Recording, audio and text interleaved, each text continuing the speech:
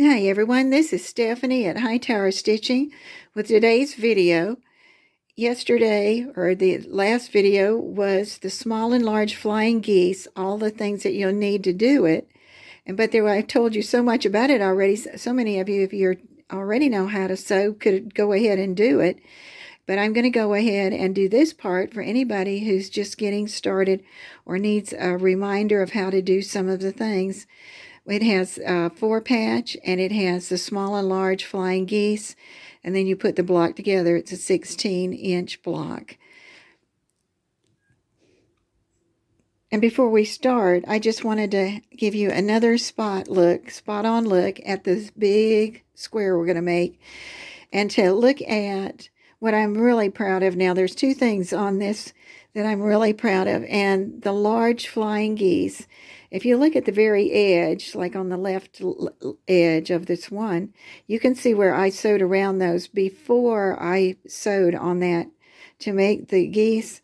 And remember, that was because that's a biased edge, and the first one you could really tell how I had gotten it distorted.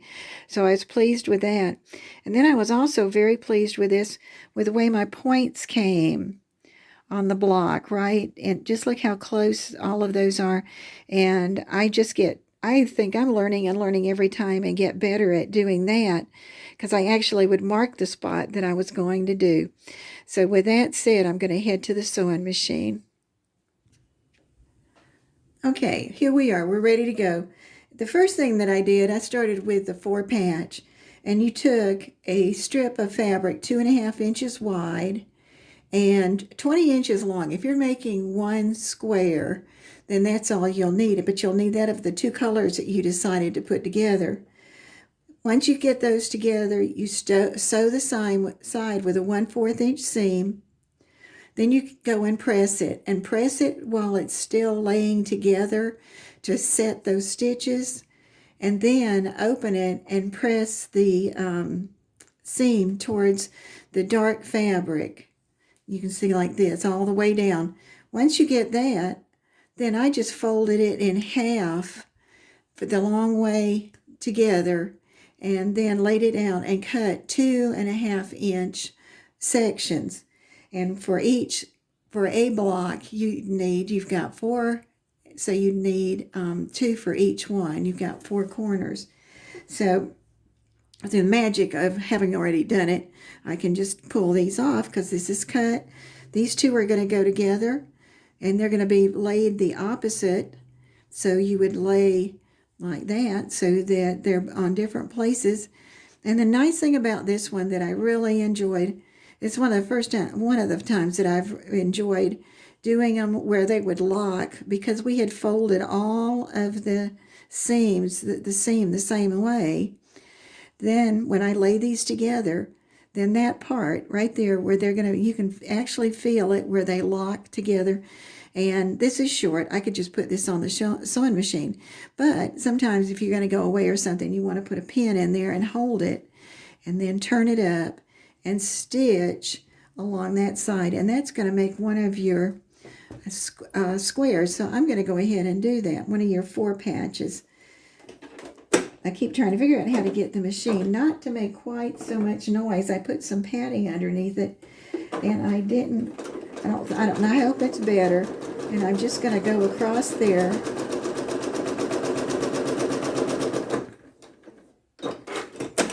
And I think this is something I'm going to do because I was looking at another pattern. Oh gosh, yeah, that's great. That's when it locks together. Then when I took it to the ironing board, I pressed it, and then I opened the seam to get rid of some of the bulk in there. And it looks really nice. And right now I'll just finger press it because we'll get it to look like that. And that, you're going to make 4 of those, and that'll go fast.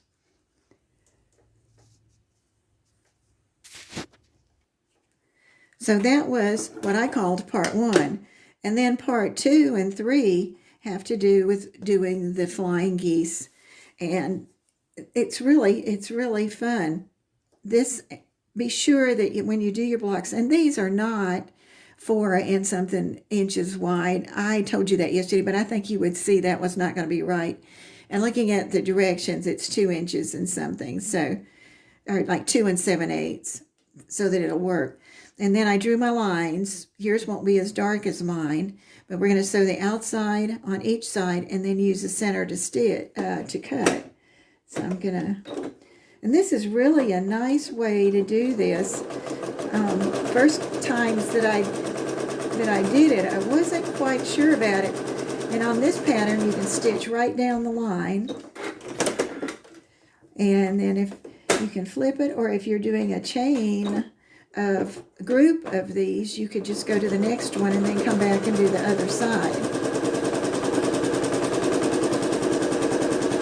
And they do, the two blocks do cross over each other in the center. Okay, and so then I can come and cut up the center, and we've got a really good start. And now the best way to do this, because I talked about this on another video, is to press towards the small triangle. You're going to, and you can do it that way, or you can turn it over and press it. And let me do that real quick.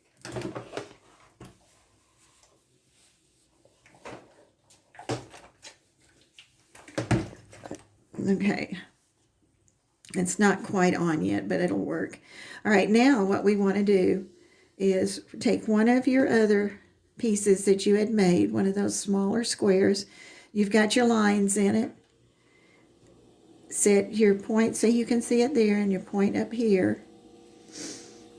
And set it in. And all of a sudden you can see where your other part is going to come. And then when you get it lined up and it looks like it's right in the middle, then you just start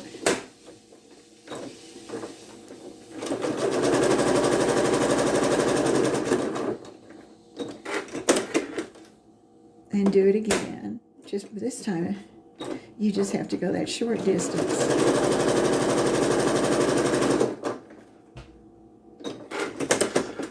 And then I'm ready to cut them apart. And it's so different from working with a whole bunch of little triangles and putting them together. And every time you can see that you're going to come together and have this nice piece down here, which is where your seam's going to be. So now I'm going to press it again the same way. And this is the nice thing too you're going to see, because on the back you can see that your two rows cross each other, and the spot the sweet spot you're going to be aiming for is right there where they cross. And so I even took like one of those air erase markers, and when I get ready to sew, but I'll show it to you right now.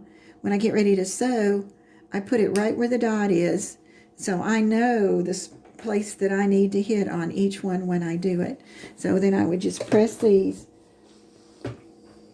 and that's ready to go on the square when we get ready. Well, you'll have two, one for each side, and then you're going to have these little ends that stick out here. And for a while, I just didn't worry about them. Then they started getting on my nerves, so I just come and cut those little puppy ears off. Little tags that stick out. They're kind of distracting. It's kind of funny, especially when you're doing a bunch of them. Okay. Then those will be finished. You'll have 4 of those. Then you're ready for the big one. And I'm not going to go through the whole big one now because you've got a really good idea. But you can see why it's important to have your lines that go on here, especially because this is going to be long and you're going to want your pins. And you're going to take this, and this one I had done again. I had lengthened my stitch to about a 3, and then just carefully went around and went close to the edge, like maybe about an 1/8. So let's lay this to be ready to go. So this one lays, and you line it up with your edges. Okay, and then you've got your other one. You can see what a big flying goose this is going to be, although it does make more than one. And now this one, I got to get it lined up. There they go. So sometimes you have to jiggle them around to get them where you want them, and hopefully it won't be too far off. And then if you think it's off, Well, let's take and turn it and see if you're happier with the way that one comes out. And for some reason, that one did that time. I lined it up there first. Then what I would be ready to do is stitch all the way down this side, stitch all the way down that side, cut it apart, and then again, press towards your triangles, and you'd have just an enlarged one of the other one that you did. And by the time you got, then you had to do each one. All right, so we got them cut apart, and we have the part with the 2 on it. Okay, so you're going to do the same thing you did. Let's pretend that you've already done these and they're folded up and this piece is gone. Well, it's a matter of laying, this is probably going to be a little bit too long, but this one lays on there and goes down through that center, and then you stitch that again just like you did on the purple one. Then turn it and then take and do the other one that you had left, because you'll have one more.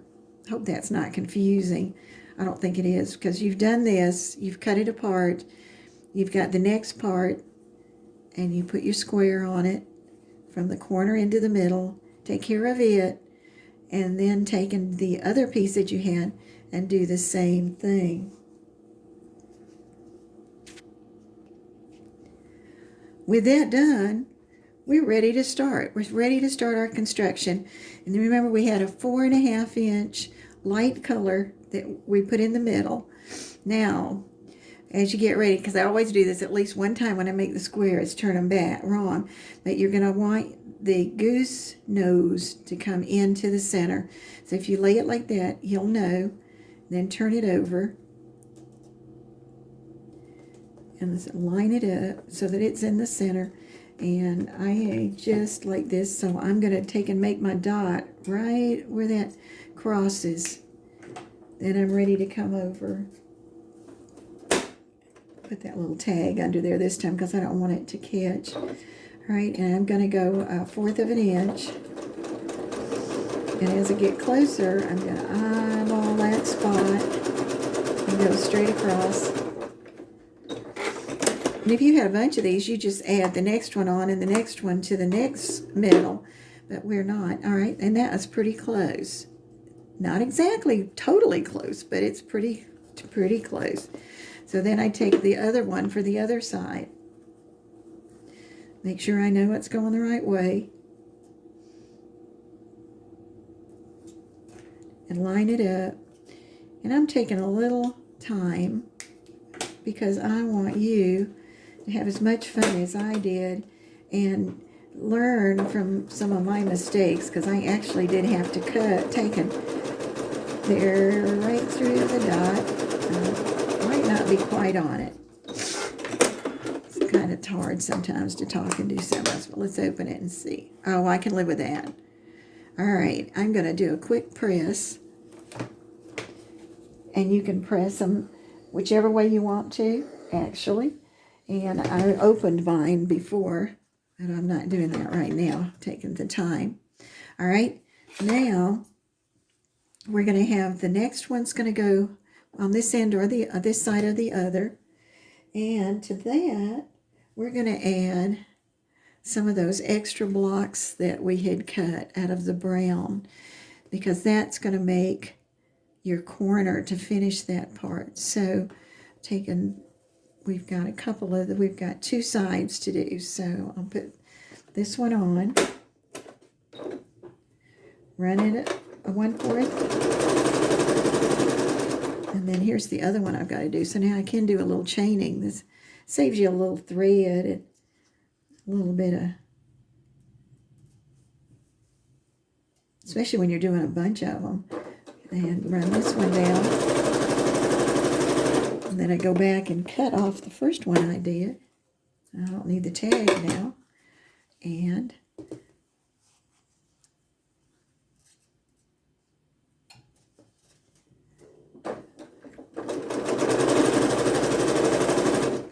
the next one.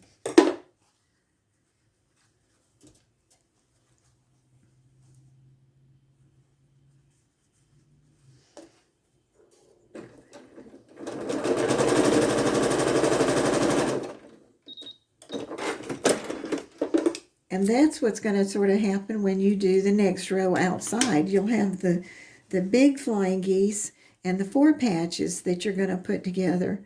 So now this is going to fit on this side, either side. And I press that one in, so I'll press this one out so they'll lock.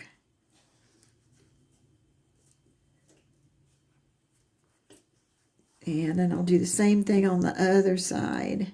That one goes to the right, so I'm going to press this one to the left. And let it lock. That feels pretty good. That just leaves the center. And again, I want to see exactly where I want to go. I'm going to slide that over. Don't forget to put my tag. Let's see if it goes. Oh, good.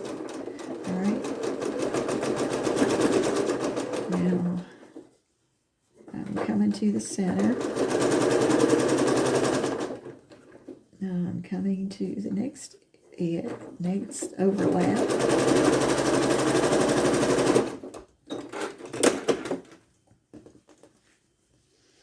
And then we get a surprise. We see what we got. Okay, looks good. When I look at it, I see that my point is right on.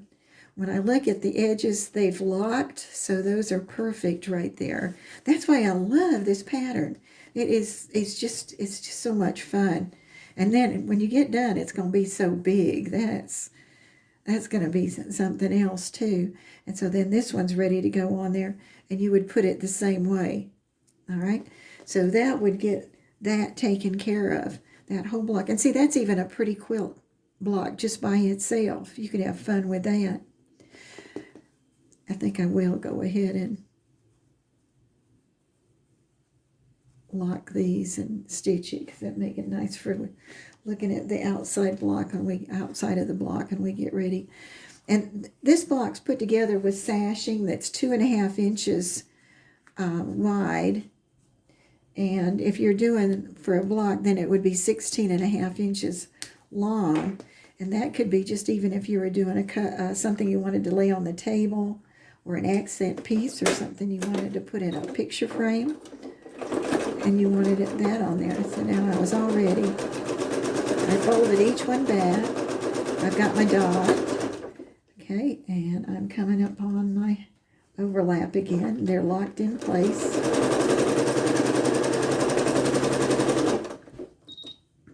Let's see how we did. Oh yeah, we can live with that. Then it would need to be pressed. Okay, we're doing good. I think I've got enough tape to keep going for just a minute. So let's go back and review. When you get to these big ones, cut off those little tags. 2 of them are just going to stay like they are. And those first 2 are going to be hooked on to the sides of your square that we just finished. So it would look like that with the pointed end. And then you take and you'd get ready to do the last part for this square. And I've already sewn this together for you. This has got, oh, there, it's right. Okay, I laid it down to make sure that I was going to get the brown in the corners. And so this points in, the browns to the corner. So I just flipped this over and stitched it. Same thing on the other side. Then after it's all pressed, it's all ready to lay down. And just like we've done, this is like repeat, repeat. Then line up your seams. Put your mark. This one's a little bigger. It's probably what doesn't need one. But if you want to, you can put your mark. And once you get it all put together, then you do that last stitching. And the next thing you know, I've lost the block that we made. Oh, well. I found it, and voila, there is my huge block ready to be added to the next one, or the sash put on it, whatever you wanted to do. And this is Stephanie at Hightower Stitching. This is a fun block. You can tell I was having a good time. I'm glad I got to do this much of it. If you enjoyed this, or you learned something, or you're going to try this project, subscribe, hit like, and leave a comment if you want to. And thank you for watching.